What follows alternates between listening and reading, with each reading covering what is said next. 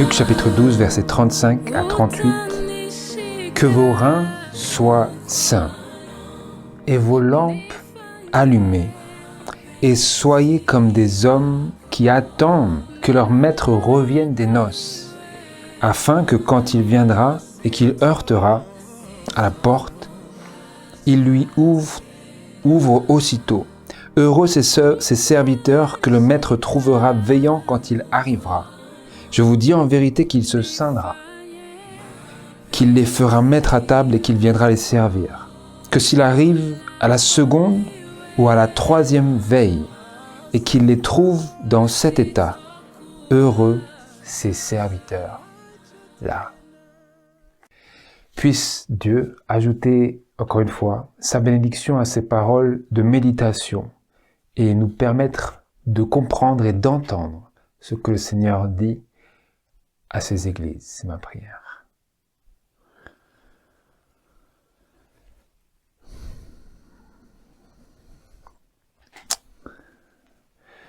Bonjour à tous frères et sœurs, que Dieu vous bénisse, je vous souhaite un très bon sabbat.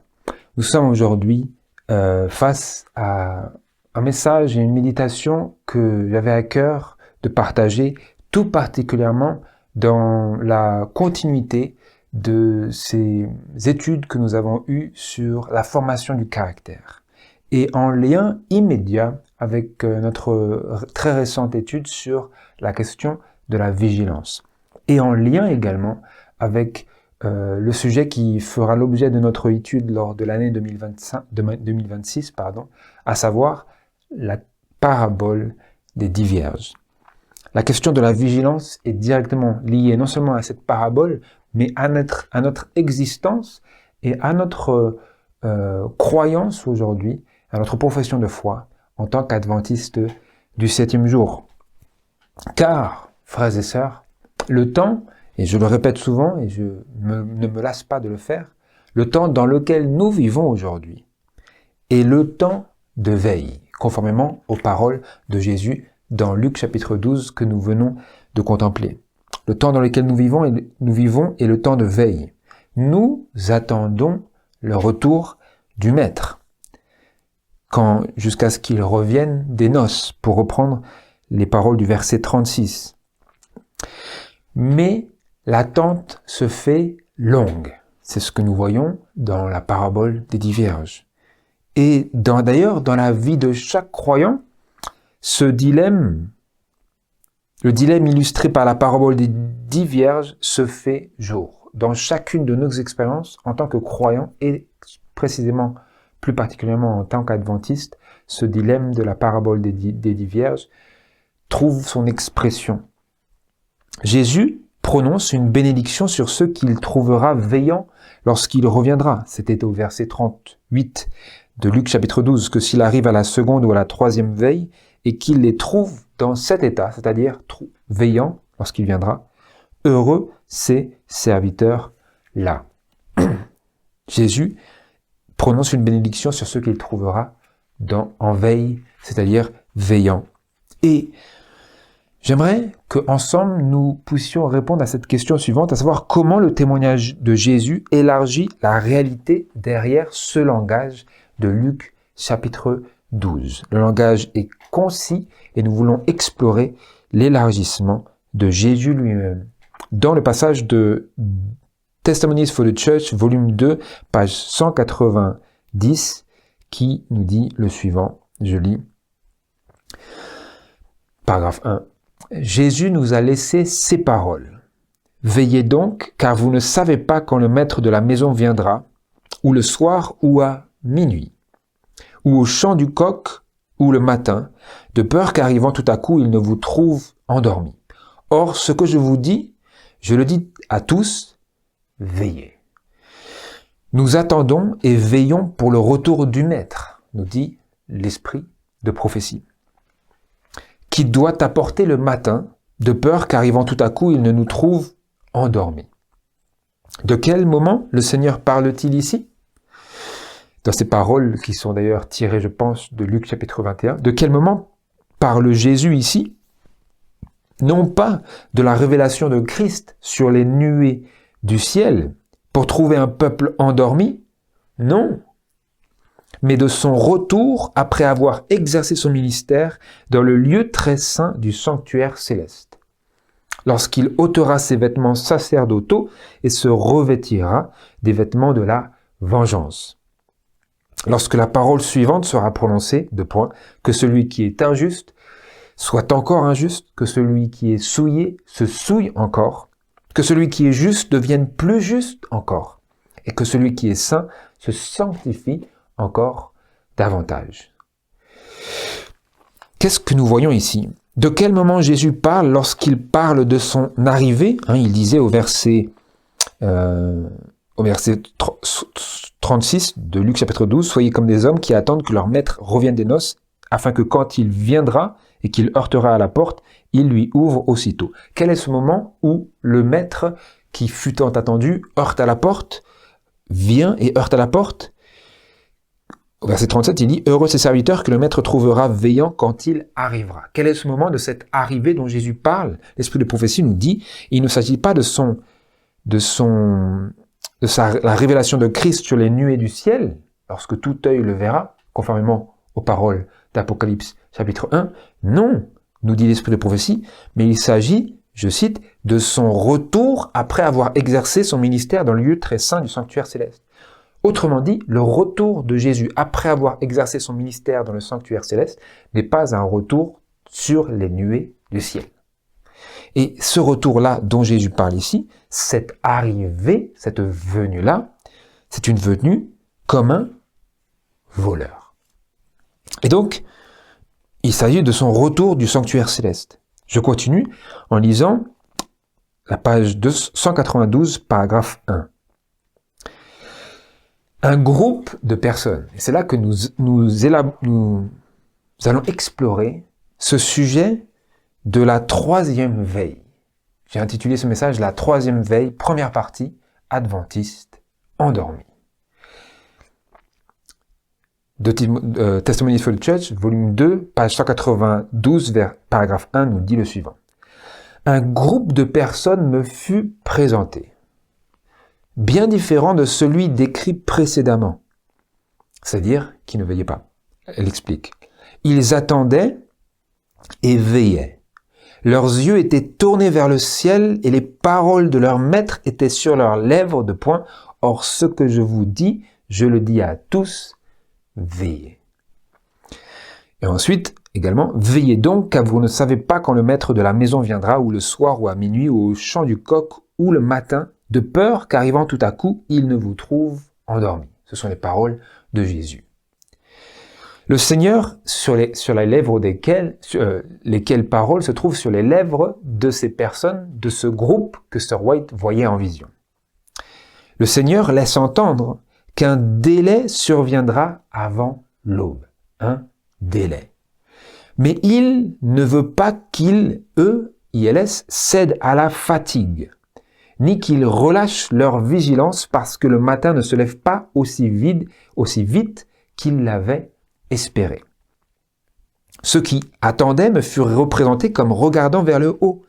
Ils s'encourageaient mutuellement en répétant ces paroles de point. La première et la deuxième veille sont passées. Nous sommes dans la troisième veille et nous attendons et guettons le retour du Maître. Il ne reste plus qu'un court laps de temps à veiller. Fin de la citation. Fin de cette citation. Dans la citation, elle continue. Ensuite, j'ai vu certains se lasser. Leurs yeux étaient tournés vers le bas, ils étaient absorbés par les choses terrestres et manquaient de vigilance. Elle voit un autre groupe.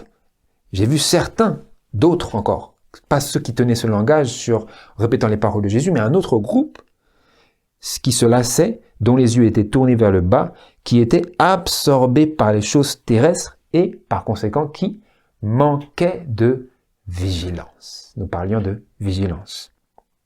Il disait, donc ce groupe-là, nous avons vu ce que le premier groupe disait, ceux qui veillaient. Ce deuxième groupe ici disait le suivant. Lors de la première veille, nous attendions notre maître.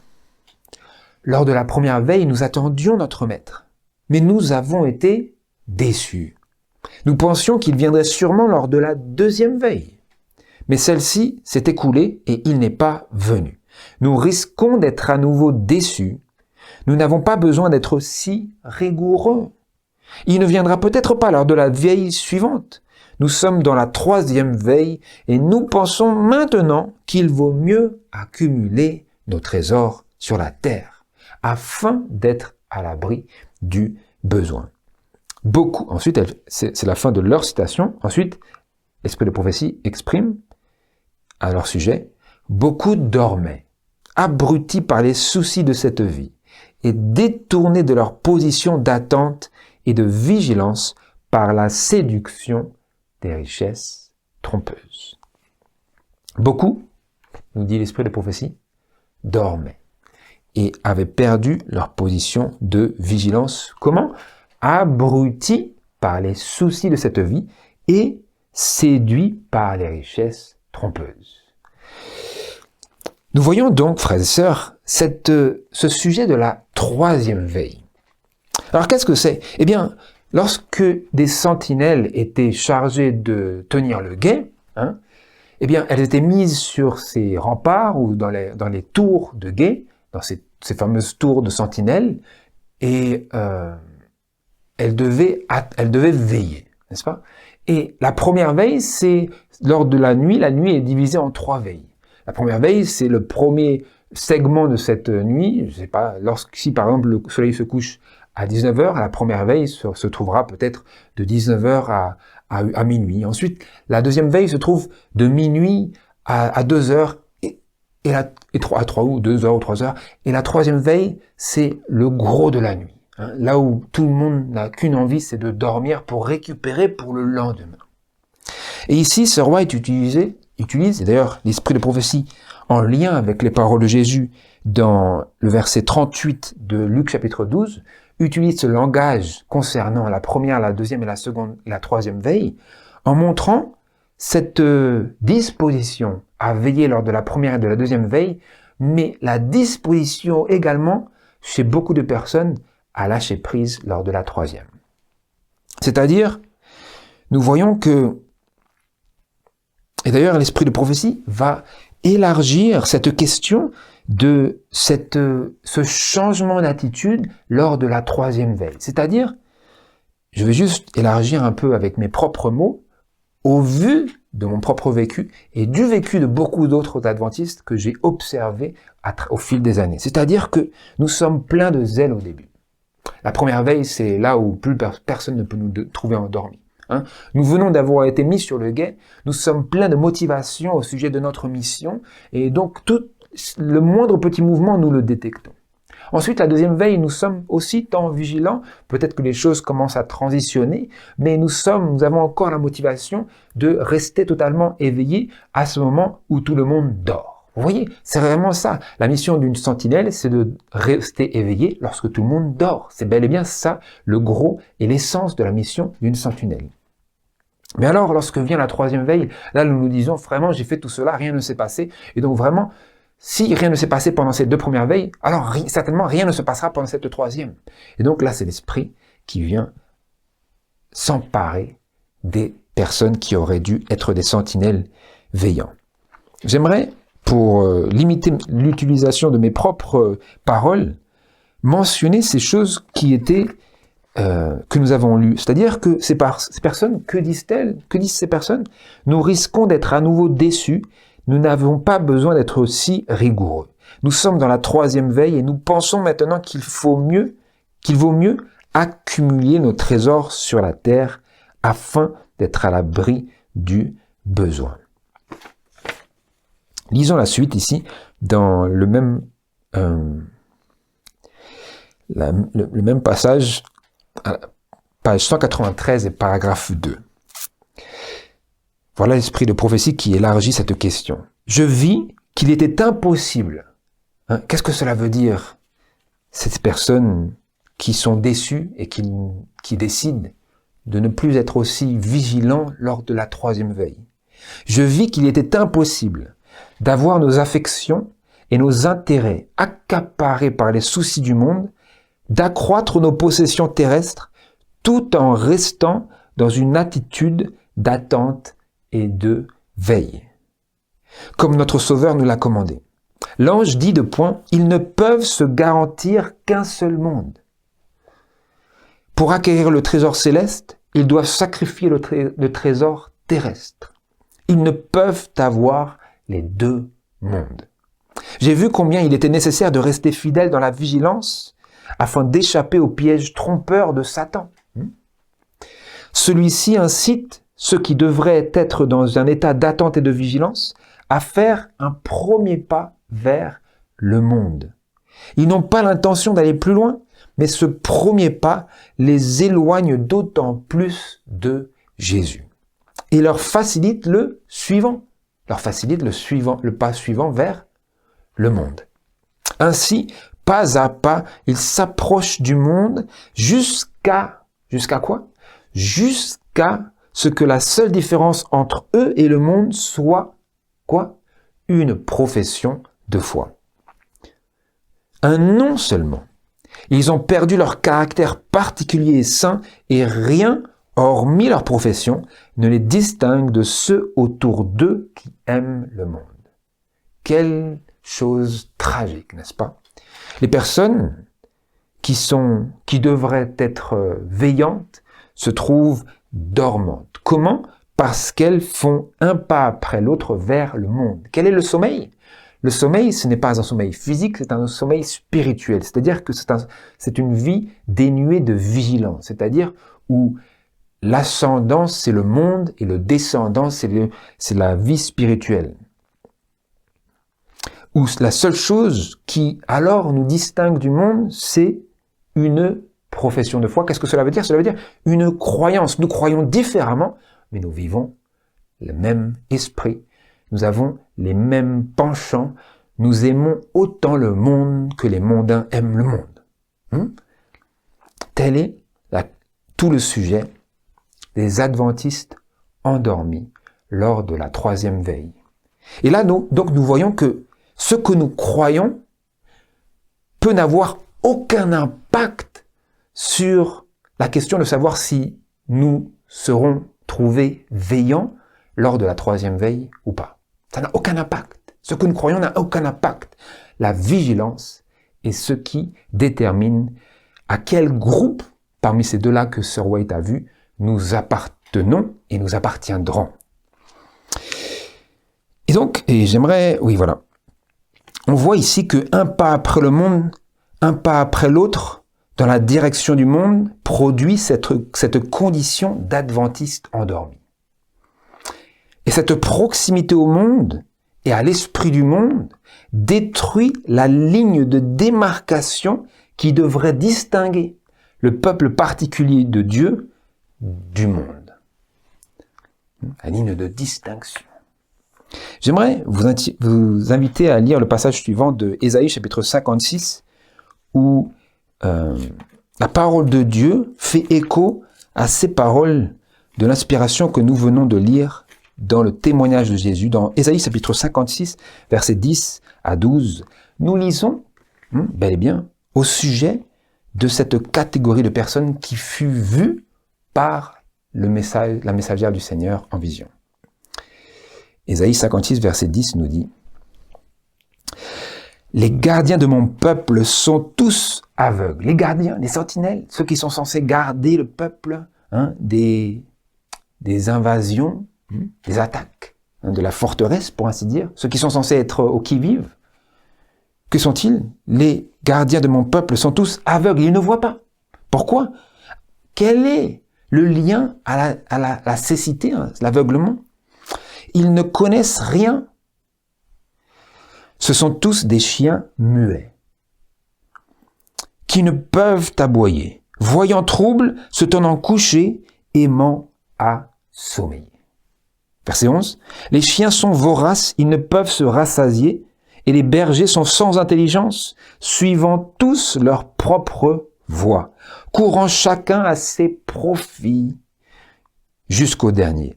Verset 12. Venez, disent-ils, je prendrai du vin, et nous nous enivrerons de boissons fortes, et nous ferons demain comme aujourd'hui, et beaucoup plus encore. Et ce sont des adventistes. Pourquoi je dis cela? Parce que nous le voyons dans les paroles de Jésus dans Matthieu chapitre 24, verset 48 et suivant, au sujet du méchant serviteur qui dit en son cœur, nous allons le voir, « Mon maître tarde à venir. La troisième veille est venue, nous avons été déçus lors de la première et de la seconde veille, maintenant il est temps d'accumuler nos trésors sur la terre. Jadis, nous disions le ciel est mon trésor, mais maintenant, tout cela c'est terminé. Nous voulons boire, manger et boire avec les ivrognes. Nous avons fait un pas vers le monde et nous ferons un deuxième et un troisième parce que nous avons perdu la ligne de démarcation. Et peu importe si elle se perd plus encore, nous n'avons qu'un fil qui nous joint à Dieu. » Vous comprenez? Qu'est-ce que c'est? Les chiens sont voraces, c'est-à-dire ils ne peuvent se rassasier, c'est-à-dire pour eux-mêmes. Vous comprenez? Ce sont des chiens de garde qui, lisions-nous, ne peuvent aboyer. Pourtant, voient trouble, mais se tiennent couchés et aiment à sommeiller, à dormir. La troisième veille, nous ne voulons plus être vigilants, donc que faisons-nous? Nous dormons comme comme des chiens qui n'aboient pas. Parfois, ça peut être déroutant un chien qui aboie sans cesse, mais en réalité, un chien qui n'aboie pas et qui est censé tenir la garde, c'est bien plus dangereux. Ça ne fait pas de bruit, mais c'est plus dangereux. Et donc on voit très bien le lien ici entre ces passages que nous venons de lire dans Luc chapitre 12 et Ésaïe chapitre 56. Suivant tous leur propre voie, courant chacun à ses profits, c'est-à-dire les intérêts accaparés par les soucis du monde. Des personnes qui sont accaparées par leurs propres intérêts. C'est-à-dire que nous voyons ici que si toutes ces caractéristiques, nous pouvons les voir comme s'appliquant à nous, alors nous distinguons que nous appartenons à cette catégorie qui fut vue en vision. Nous appartenons à cela. C'est ça que nous voulons savoir. Est-ce que je me suis endormi? Est-ce que j'ai cessé ma vigilance? Est-ce que j'ai fait un pas de plus après le monde jusqu'à perdre la distinction? C'est cela que nous cherchons à savoir, à déterminer. Car ici, dans Ésaïe chapitre 56, telle est la condition des sentinelles qui, lors de la troisième veille, se lassent de veiller et abandonnent ou délaissent leur position d'attente et de vigilance. C'est ce que nous avions vu ici. Celui-ci, le diable, incite ceux qui devraient être dans un état d'attente et de vigilance à faire un premier pas vers le monde, etc. Que disait l'ange? Que disait l'ange? Parce qu'au sujet de ces personnes, nous lisons que l'ange dit « Ils ne peuvent se garantir qu'un seul monde. Pour acquérir le trésor céleste, ils doivent sacrifier le trésor terrestre. Ils ne peuvent avoir les deux mondes. » Donc, c'est ici un appel solennel que nous voulons prendre au sérieux, à savoir, nous ne pouvons avoir les deux mondes. Nous ne pouvons avoir les deux mondes. Nous aurons soit des grands conforts dans ce monde, soit des grands conforts dans le ciel, mais nous ne pouvons avoir les deux choses simultanément. Si nous sacrifions le ciel, nous aurons certes un trésor sur la terre, quoique très bref et très éphémère. Si nous sacrifions toutefois les trésors que nous aurions pu acquérir sur la terre si nous avions été comme les hommes et les femmes du monde, alors nous pourrons, quoique ce n'est pas dit, nous pourrons nous garantir le trésor céleste. Ils ne peuvent avoir les deux mondes. J'ai vu combien il était nécessaire de rester fidèle dans la vigilance afin d'échapper aux pièges trompeurs de Satan. Nous voulons poursuivre ici. Voilà l'avertissement de Jésus concernant les deux serviteurs dans Matthieu chapitre 24, verset 42 jusqu'au verset 48. Et nous allons pouvoir établir le lien avec ce que nous avons lu précédemment. Matthieu 24, verset 42. « Veillez donc, car vous ne savez pas à quelle heure votre Seigneur viendra. » Rappelez-vous, l'arrivée du Seigneur, dont il était question, ce n'est pas sa venue sur les nuées du ciel, mais lorsqu'il revient après avoir exercé son ministère dans le sanctuaire céleste, dans le lieu très saint du sanctuaire céleste, pour être très précis. alors il revient, mais il ne revient pas sur les nuées du ciel. C'est pour ça qu'il est écrit, c'est pour ça que Jésus a dit, « Veillez donc, car vous ne savez pas à quelle heure votre Seigneur viendra. » D'où la nécessité de veiller, parce que si nous savions lorsqu'il vient, il n'y a pas besoin de veiller, parce qu'il nous a il nous aurait déjà donné l'heure, le jour, le mois, précis, l'année. Mais cette chose-là ne nous a pas été donnée. Pourquoi? Afin de faire en sorte que nous restions sur nos gardes. Verset 43. Or, considérez ceci, que si un père de famille était averti à quelle veille de la nuit le larron viendra, il veillerait et ne laisserait pas percer sa maison. C'est pourquoi vous aussi tenez-vous prêts, car le Fils de l'homme viendra à l'heure que vous ne pensez pas. Quel est donc, en un tel moment d'incertitude, quel est donc le serviteur fidèle et prudent que son maître a établi sur ses domestiques pour leur donner la nourriture au temps marqué ou convenable?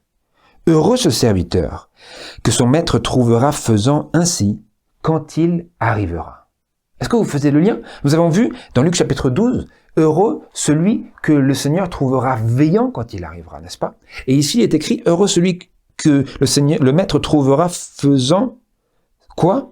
Donnant aux domestiques la nourriture au temps marqué, donnant à la maison de Dieu la nourriture spirituelle appropriée à ce temps pour préparer un peuple, pour nourrir un peuple et pour préparer un peuple. Car la question, c'est un père de famille qui est averti de quand sa maison sera dérobée. Et donc là, il est question du serviteur qui a soin de la maison de Dieu. Non pas pour sécuriser ses propres biens, mais ceux de la maison de Dieu. Et donc, Jésus prononce, cette bénédiction sur celui qui trouvera faisant ainsi veillant et recevant afin de donner la nourriture, gardant les sentinelles éveillées. Verset 47. Je vous dis en vérité qu'il établira sur tous ses biens. Il se scindra et il le mettra à table, c'est lié. Verset 48. Mais si, dans un tel temps d'obscurité, mais si c'est un méchant serviteur qui dit dans son cœur, comment se manifeste la méchanceté? Qui dit dans son cœur, mon maître tarde à venir. C'est-à-dire, nous avons attendu la première et la deuxième veille, mais la troisième veille, maintenant, nous avons été déçus, donc nous allons accumuler nos trésors sur la terre. Nous allons faire un pas de plus vers le monde, parce que nous avons souffert assez maintenant, nous voulons nous reposer. C'est cela l'esprit. Tel est l'esprit du mauvais serviteur. Quand nous avons fait tant de pas vers le monde que nous ne pouvons même plus distinguer le cœur, pas la confession de foi, mais le cœur et la vie et l'esprit de ce qui doit distinguer le peuple particulier de Dieu. Verset 48, donc, il dit, mon maître tarde à venir. Si c'est un méchant serviteur qui dit dans son cœur, mon maître tarde à venir, mon maître, mon Seigneur, et qu'il se mette à battre ses compagnons de service, et à manger et à boire avec des ivrognes, nous avions vu, Ésaïe chapitre 56, les ivrognes spirituels. Le maître de serviteur-là viendra au jour qui ne s'attend pas, et à l'heure qu'il ne sait pas, et il le séparera. Et il lui donnera sa part avec les hypocrites. Là seront les pleurs et les grincements des dents. La part avec qui? Avec les hypocrites. Pourquoi? Parce que c'était un hypocrite. Parce qu'il croyait une chose, mais il faisait une autre chose. Il disait une chose, mais il faisait une autre chose. Telle est la part qu'il aura, parce qu'il appartient à eux. Vous comprenez?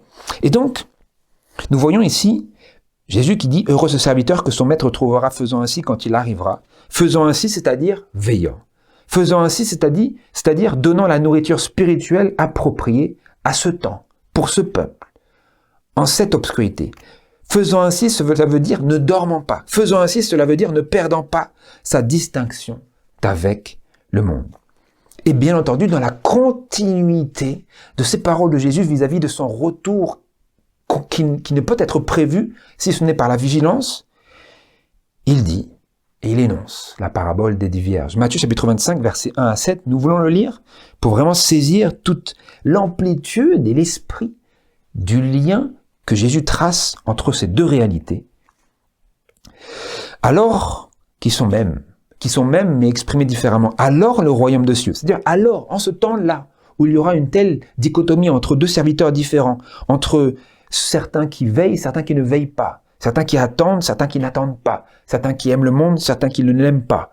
Il dit au chapitre 25, verset 1, « Alors, en un tel temps, alors le royaume des cieux sera semblable à 10 vierges qui, ayant pris leur lampe, allèrent au devant de l'époux, ou, selon les versions, allèrent à la rencontre de l'époux. Or, 5 d'entre elles étaient sages, et 5 folles. Les folles, en prenant leur lampe, n'avaient point pris d'huile avec elles. Mais les sages avaient pris de l'huile dans leur vaisseau ou vase avec leur lampe. Et comme l'époux tardait à venir, nous avons vu le retard, comme l'époux tardait à venir, elles s'assoupirent toutes et s'endormirent. Et sur le minuit, un cri s'éleva, voici l'époux qui vient, sortez au devant de lui, ou selon une autre version, allez à sa rencontre. Voici l'époux vient, allez à sa rencontre. Alors toutes les vierges se levèrent et préparèrent leurs lampes. Et les folles dirent aux sages, donnez-nous de votre huile, car nos lampes s'éteignent. Mais les sages répondirent, nous craignons qu'il n'y en ait pas assez pour nous et pour vous. Allez plutôt vers ceux qui en vendent et en achetez pour vous, etc. La suite, nous aurons l'occasion de l'explorer ensemble. Nous voyons donc, frères et sœurs, que la parabole nous présente les 10 vierges comme s'endormant toutes. C'est le langage. Au verset 5. Et comme l'époux tardait à venir, elles s'assoupirent toutes et s'endormirent. Les 10 vierges présentées dans la parabole des 10 vierges de Matthieu chapitre 25 sont présentées comme s'endormant toutes. Les 10 s'endorment, n'est-ce pas? Mais alors, la question, et je la pose à Essian, pas pour la glorification des hommes, mais pour vraiment que nous comprenions le temps dans lequel nous nous trouvons et l'appel que le Seigneur nous lance, la question c'est, si toutes les vierges sont endormies, qui peut les réveiller? D'où vient le cri de minuit? Pour répondre et comprendre à cette question, pour répondre à cette question et en comprendre la réponse, je vous invite à lire le suivant, qui se trouve dans le livre Parabole de Jésus, à la page 357, paragraphes 1 et 2. Dans plusieurs contrées de l'Orient, les cérémonies de mariage se célèbrent le soir. L'époux va à la rencontre de l'épouse pour la conduire chez lui, et c'est à la lueur des flambeaux que la procession se dirige de la demeure de la jeune femme vers celle du mari, où un banquet a été préparé en l'honneur des invités. Dans la scène que contemple Jésus, des personnes rassemblées attendent l'arrivée du cortège avec l'intention de s'y joindre. Que voit Jésus? Des personnes rassemblées. Qui sont-elles? Ces vierges. Et que se passe-t-il avec eux? Parce que l'époux tarde à venir, elles s'assoupissent et s'endorment. C'est ce que Jésus voit dans la scène qu'il contemple. Des personnes rassemblées attendent l'arrivée du cortège avec l'intention de s'y joindre. Attendent l'arrivée de qui? De l'époux. Mais qu'est-ce qui vient avec l'époux? Le cortège. En d'autres termes, le cortège, c'est le cortège nuptial. L'autre mot qui est donné ici, qui en anglais est le même, il est au milieu de la citation, c'est-à-dire, c'est à la lueur des flambeaux que la procession se dirige de la demeure de la jeune femme vers celle du mari, où un banquet a été préparé en l'honneur des invités. Qu'est-ce que c'est? La procession. Que se passe-t-il dans cette procession? Qu'y a-t-il? L'époux, l'épouse et le cortège. Les personnes qui sont directement, étroitement liées et amis de l'époux et de l'épouse, n'est-ce pas? Qui sont ceux qui sont au plus proche d'eux? Les meilleurs amis, n'est-ce pas? J'aimerais vous inviter à considérer avec moi les paroles de Jean-Baptiste dans Jean chapitre 3 pour vous aider à comprendre ce que la Bible dit au sujet de cet élément qui est presque passé sous silence, mais pas tout à fait, même par la parole de Dieu, et certainement pas par l'esprit de prophétie. Jean chapitre 3, versets 27 à 29.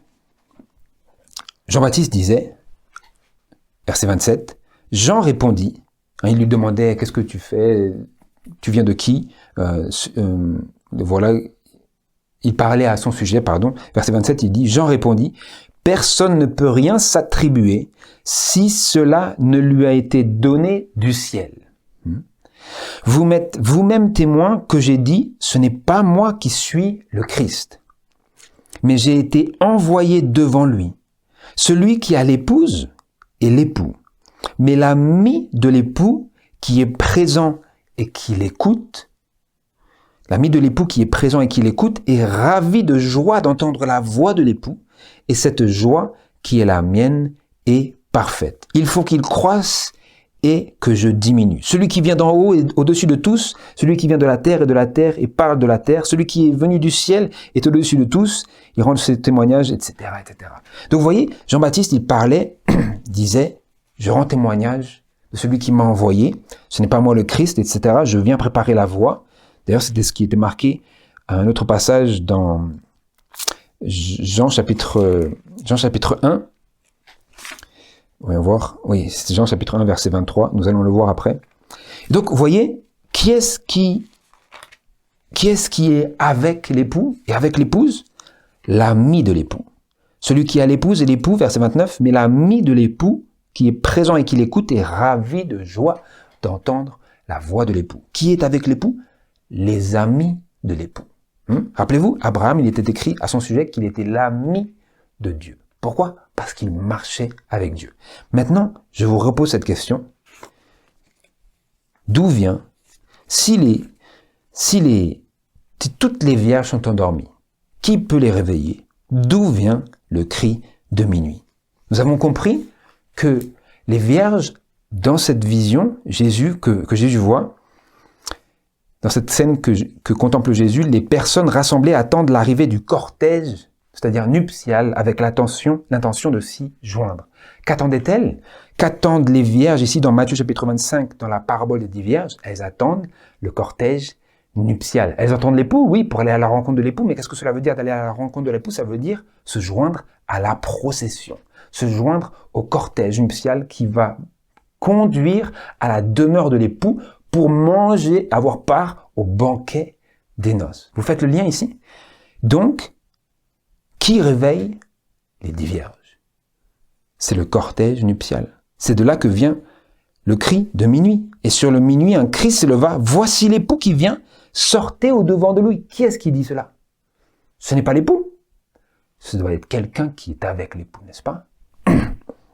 Et je vous invite à lire la citation suivante dans Tempérance chrétienne, à la page 47, paragraphe 1, il est écrit « L'œuvre de Jean avait été prédite par le prophète Malachie. Voici, je vais vous envoyer Élie le prophète, avant que le jour grand et redoutable de l'Éternel vienne. Il ramènera le cœur des pères vers les enfants et le cœur des enfants vers leurs pères, de peur que je ne vienne et que je ne frappe la terre d'interdit. » Malachie chapitre 4, versets 5 à 6. Jean-Baptiste agissait dans l'esprit et dans la force d'Élie pour préparer la voie du Seigneur et pour convertir les incrédules à la sagesse des justes. Il représentait ceux qui vivraient dans les derniers jours, auxquels Dieu a confié des vérités sacrées pour les faire connaître au monde, afin de préparer la voie pour la seconde venue du Seigneur. Ceux qui participent à cette œuvre devraient observer les mêmes principes de tempérance que Jean, etc. Que représentait Jean-Baptiste? Jean-Baptiste, qui était venu qui agissait dans l'esprit et dans la force d'Élie, cet Élie qui était prophétisé dans Malachie chapitre 4, Jean-Baptiste représentait ceux qui vivraient dans les derniers jours, auxquels Dieu a confié des vérités sacrées pour les faire connaître au monde, afin de préparer la voie pour la seconde venue du Seigneur. Qui sont ces personnes? Les adventistes du 7e jour, les pionniers de l'Église adventiste. Et qui peuvent également être ces personnes? Toutes les personnes qui se laissent éveiller par ces messages et par l'esprit de ces messages de ces personnes qui étaient des sentinelles vigilantes. Vous comprenez? Il n'y a pas d'exclusion, il n'y a pas de favoritisme. Nous voyons ici que Jean-Baptiste représentait ces personnes-là. Jean-Baptiste était l'ami de l'époux.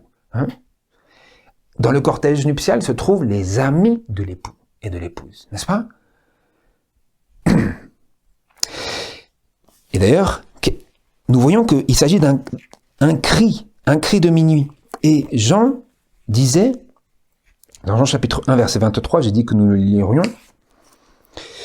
au verset 22, la question lui fut posée. Qui es-tu? Afin que nous rendions réponse à ceux qui nous ont envoyés. Que dis-tu de toi-même?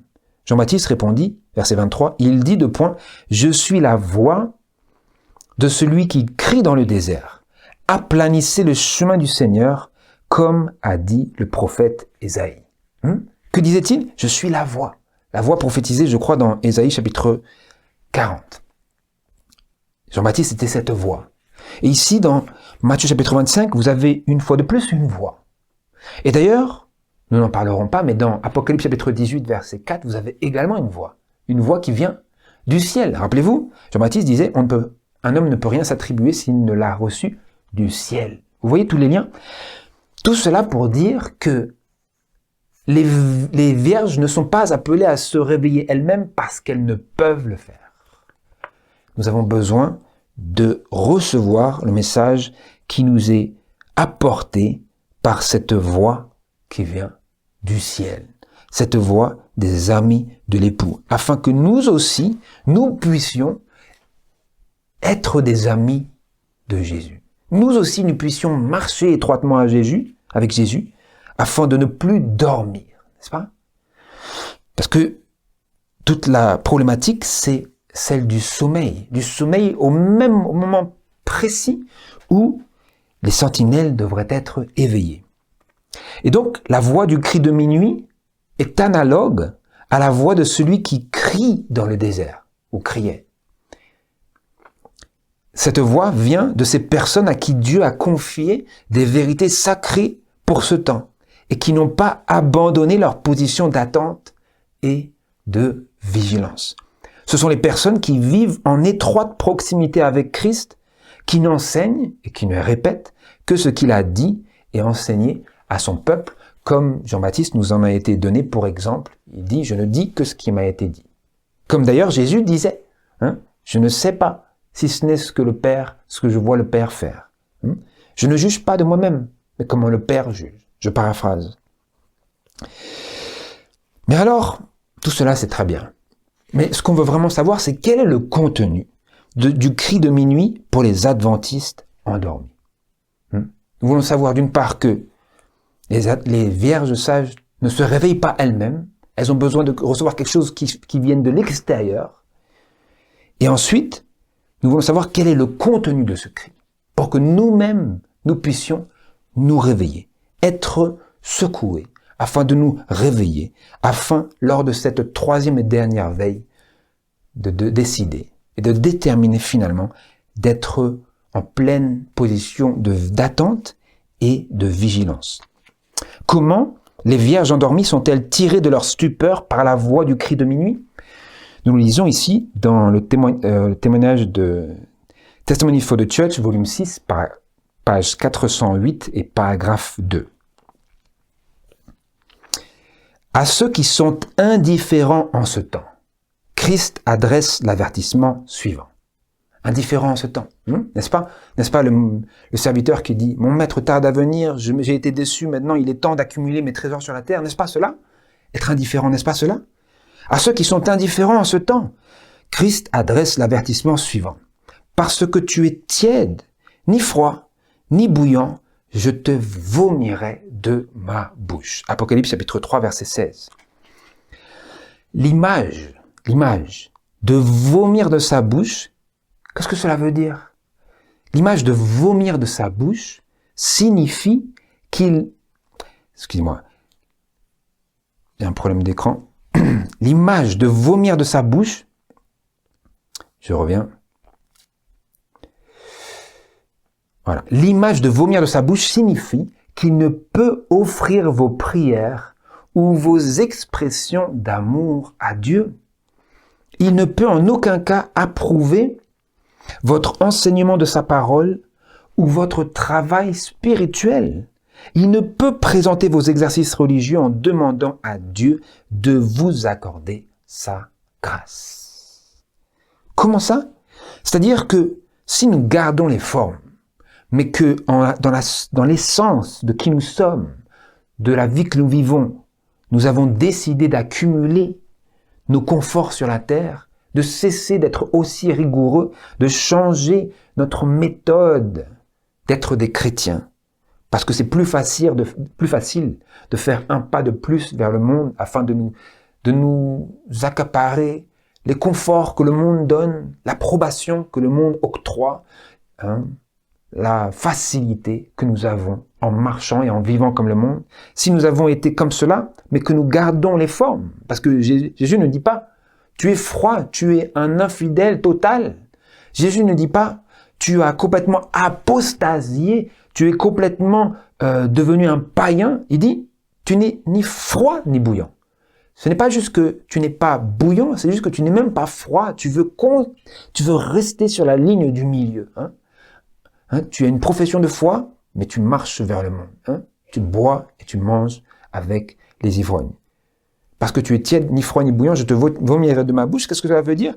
Cela signifie qu'il ne peut offrir vos prières ou vos expressions d'amour à Dieu. C'est-à-dire que nous continuons d'exprimer notre amour à Dieu, nous continuons de prier, et pourtant, si nous avons abandonné véritablement, Dieu est juge, Dieu sait ce qui se passe. Si nous avons véritablement abandonné cette position d'attente et de vigilance, Jésus dit, je ne peux même plus offrir tes prières.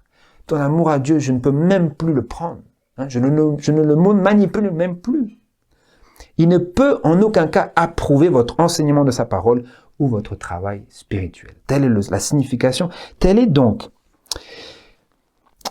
le contenu du cri de minuit.